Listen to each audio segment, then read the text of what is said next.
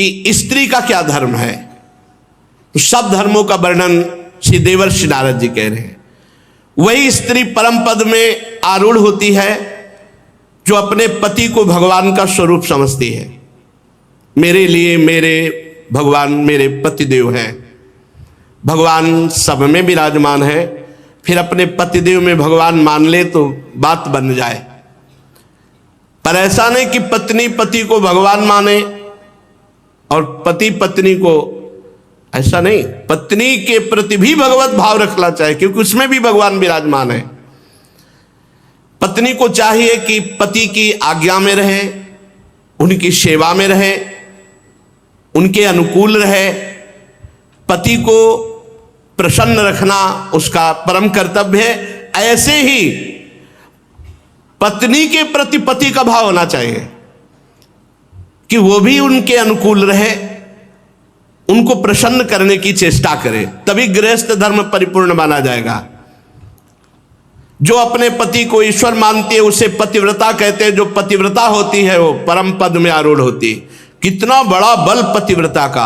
अनुसुईया जी की परीक्षा लेने के लिए ब्रह्मा विष्णु महेश तीनों भगवत स्वरूप गए तो भगवान विष्णु, भगवान शंकर, भगवान ब्रह्मा जी 6-6 महीने के बालक बन गए, पालने पे झुला दिया।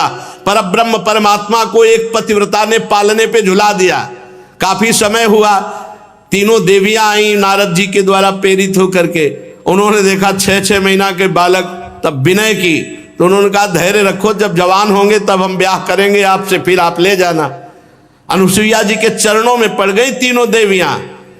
तब उन्होंने प्रभु से प्रार्थना की कि प्रभु ये पालने में आप हमें जो बाल सुख दिए, आप हमें वो सुख छीन नहीं सकते, आप हमें वो सुख प्रदान करें फिर जाएं।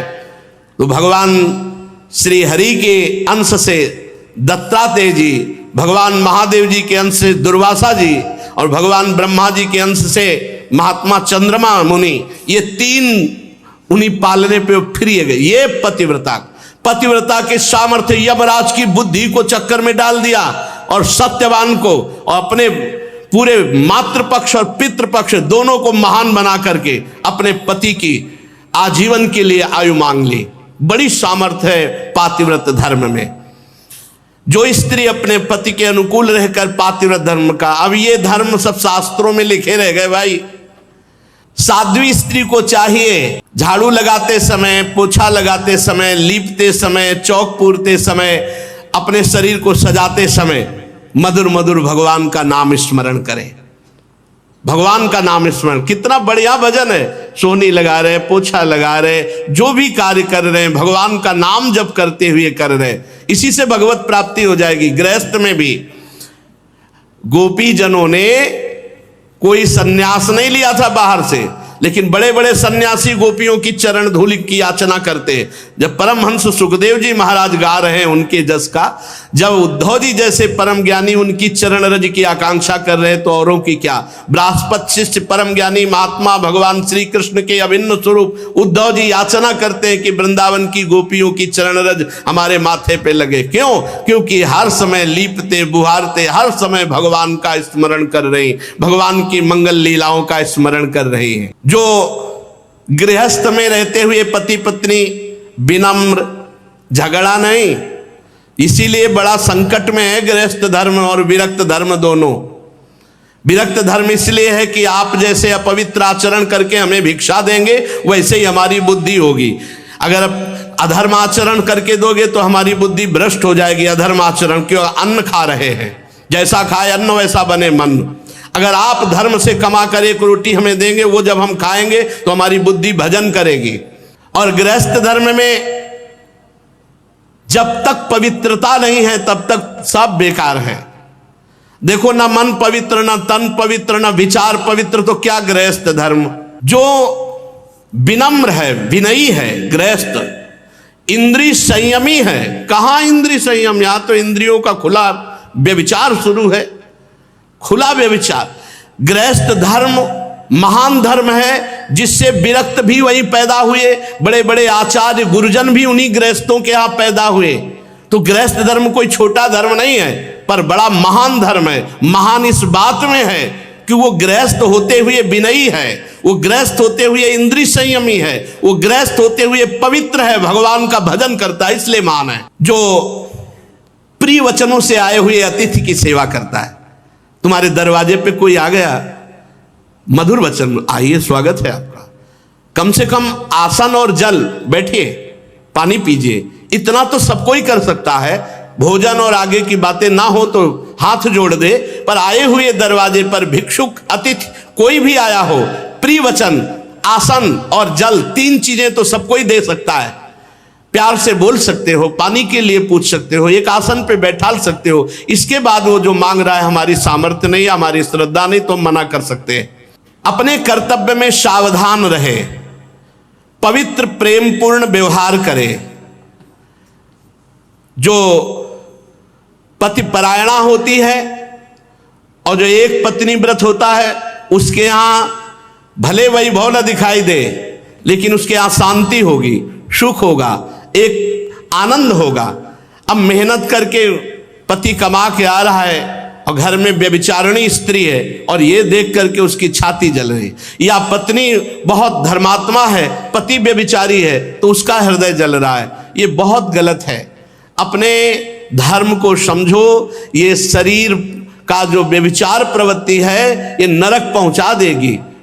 पति वंचक पर पति रति करई, रौरव नरक कल्प सत परई। जो स्त्री अपने पति को छलावा करके दूसरे पुरुष से सहवास करती है वो रौरव नरक पर। अगर पुरुष दूसरी किसी पत्नी से ऐसा करता है तो फिर नरकों के वर्णन में सुना ही है कि लोहे की स्त्री जलती हुई और कल्पों तक फिर चिपकाया जाता है, ले आलिंगन करो, फिर वहां हाय हाय मचता है। इसलिए होश में जो गृहस्थ धर्म नारद जी वर्णन कर रहे हैं, जो गृहस्थ धर्म में पति पत्नी एक भाव प्रेम संबंध और बड़े पवित्र रहते हैं, विनयी हैं, उनके घर में भले आपको करोड़ों अरबों रुपया न दिखाई दे, लेकिन शांति होगी, सुख होगा, बड़ा आनंद रहता है। गृहस्थ धर्म बड़ा, ऐसा थोड़ी कि निकृष्ट कोई गृहस्थ धर्म है।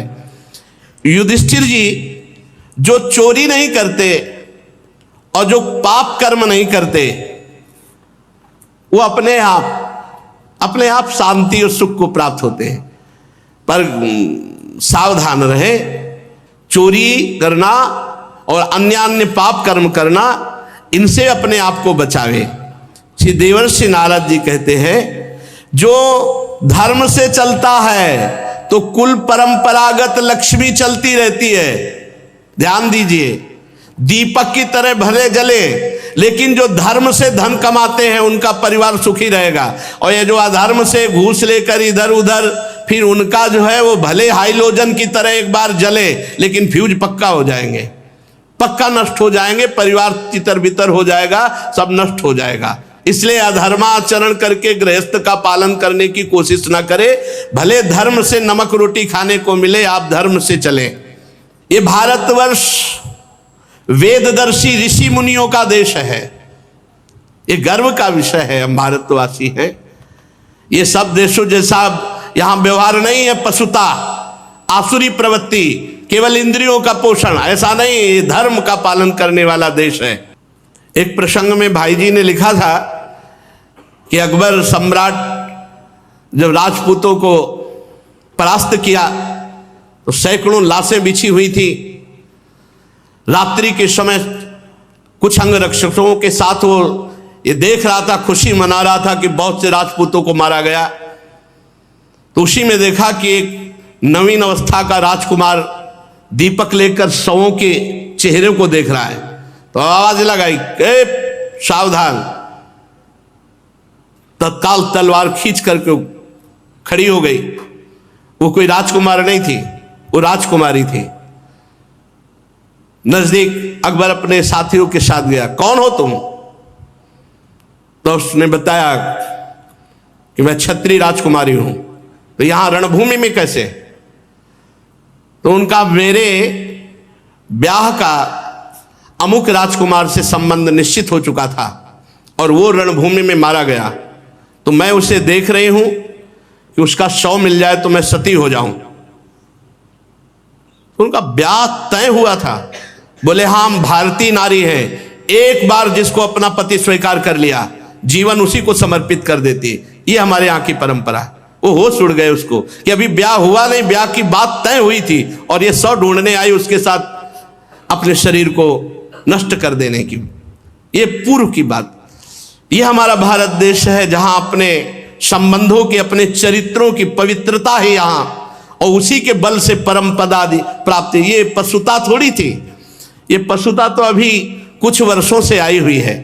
धर्म पूर्वक पाणी ग्रहण संस्कार करके किसी एक को स्वेक आजीवन निर्वाह करो, ये हमारे यहां की पद्धति रही। जो धर्म से चलता है कुल परंपरागत, उसके यहां श्री वैभव सुख शांति बनी रहती है। अब युधिष्ठिर जी ने पूछा, ब्रह्मचर्य, गृहस्थ, वानप्रस्थ, सन्यास, ये 4 आश्रम हैं। इसमें गृहस्थ का तो वर्णन किया, अब ब्रह्मचर्य आश्रम का और वानप्रस्थ आश्रम का और सन्यास आश्रम का क्या स्वरूप है? तो देवर्षि नारद जी कहते हैं, हे धर्मराज, ब्रह्मचारी चाहे कोई भी हो, गरीब या बड़े घर का या किसी भी वर्ण का, गुरुकुल में सब ब्रह्मचारी माने जाते थे। पहला आश्रम सबका ब्रह्मचर्य है। जब तक ब्याह ना हो तब तक ब्रह्मचर्य जो रहे तो उसका जीवन एक अलग होगा। आप देखना, उसकी संतानें एक दिव्य होंगी। लेकिन हमें लगता है कि दसियों हजार में 10,000 में नहीं, 10,000 में कोई एक ऐसा निकले तो निकले, नहीं तो बहुत है कि ब्याह ना हुआ हो तब तक वो ब्रह्मचर्य रहा हो। अब जो समय चल रहा है 10,000 में कि ब्याह ना हुआ हो और वो 20-22 वर्ष तक ब्रह्मचर्य रहा हो, ये तो मतलब अलौकिक पुरुष का अवतार समझो, अलौकिक पुरुष का अवतार समझो। अगर वो ऐसा गुरुकुल में निवास करना, ये तो प्रथा ही खत्म हो चुकी एक तरह से, कहीं कहीं ऐसा है। लेकिन उसमें भी कह रहे हैं 10,000 में कोई ऐसा बिरला होगा जो किसी प्रक्रिया से अपने ब्रह्मचर्य को जब तक ब्याह नहीं हुआ तब तक नष्ट नहीं किया। गुरुकुल में निवास करना,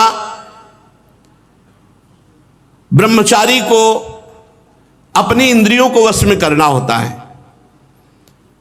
वो गुरु जी के सामने अपने को दास के समान समझे, गुरुदेव के चरणों में सुदृढ़ अनुराग रखे और गुरुदेव का हित कैसे हो, उनको सुख कैसे पहुंचे, ऐसा कार्य करना चाहिए। जो ब्रह्मचारी है उसका प्रधान धर्म है गुरु सेवा, गुरु चरणों में अनुराग और गुरु के सामने अपने को बहुत दीनहीन दास मानना और अपनी इंद्रियों को बहुत सावधान रखना। गुरु सेवा तभी पूर्ण होती है जब मान त्यागी होता है। गुरुपद पंकज सेवा तीसरी भक्ति अमान, अमान होकर गुरु चरणों की सेवा करना, ये विशेष जीवन को प्रकाशित करने वाली बात है। ब्रह्मचारी को चाहिए कि जो भिक्षा मांगकर लावे वो गुरु के सामने समर्पित कर दे और गुरु की आज्ञा से ही उसको पावे। और ब्रह्मचर्य आश्रम में मौन व्रत का जरूर आश्रय ले, ज्यादा बातचीत विषय वासना बढ़ाती है। एकाग्र रहे और गायत्री का जप दोनों संध्याओं में या तीनों संध्याओं में जैसा समय मिले वैसा, त्रिकाल संध्या या 2 काल की संध्या। और गुरुजी जब बुलावे तो क्षुद्र दास की तरह हाथ जोड़कर उनके सामने अनुशासन में रहे और गुरु के द्वारा पढ़ाए हुए शास्त्रों का एकांत में चिंतन करे, मनन करे, स्वाध्याय करे। जब गुरुदेव आवे तो हाथ जोड़कर खड़ा हो जाए, फिर उनके चरणों में सिर टेक कर प्रणाम करे, फिर हाथ जोड़कर बैठ जाए और जो उपदेश करे फिर उसे बड़े ध्यान से सुने। ब्रह्मचारी को चाहिए मेखला, मृगचर्म, वस्त्र, जटाजूट, दंड, कमंडल, यज्ञोपवीत और कुशा, ये हर समय धारण करे। ये अपने लोग भगवत कृपा से मृगचर्म हटा करके और सब धारण किए। मेखला भी धारण थी मूंज की, और वस्त्र श्वेत और जटाएं भी थी, और दंड पलाश का, और कमंडल और यज्ञोपवीत और कुशा चोटी पे, और 108 कुशा की मुट्ठा और गायत्री अनुष्ठान।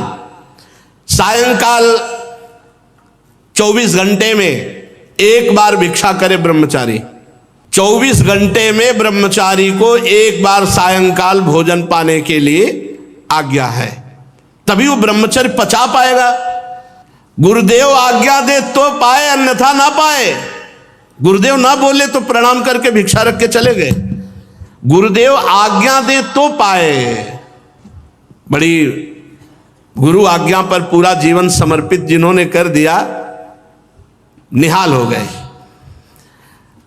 और अपने चरित्र की रक्षा के लिए हर समय सावधान रहे ब्रह्मचारी।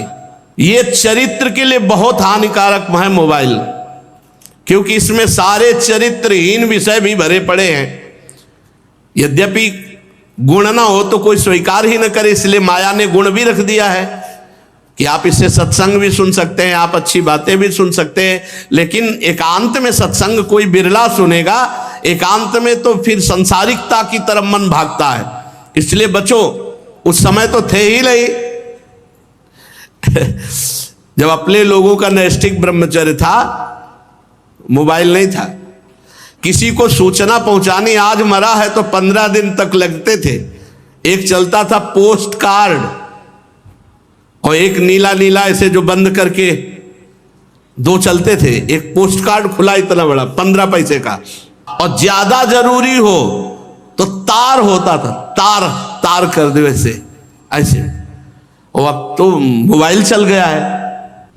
मोबाइल से बचो, ये बहुत हानिकारक है। साधु महात्माओं के लिए तो खास करके विशेष हानिकारक है, बच्चों के लिए भी बहुत हानिकारक है, बहुत हानिकारक।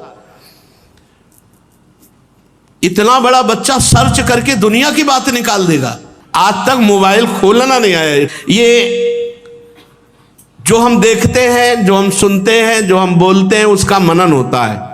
ब्रह्मचर्य रहने के लिए हमको ना वो देखना है, ना सुनना है, ना बोलना है जो हमारे भजन में विघ्न पहुंचावे। स्त्री शरीर, पुरुष शरीर और कोई भी किसी भी शरीर से भी अपने धर्म के विरुद्ध आचरण करने की चेष्टा ना करे।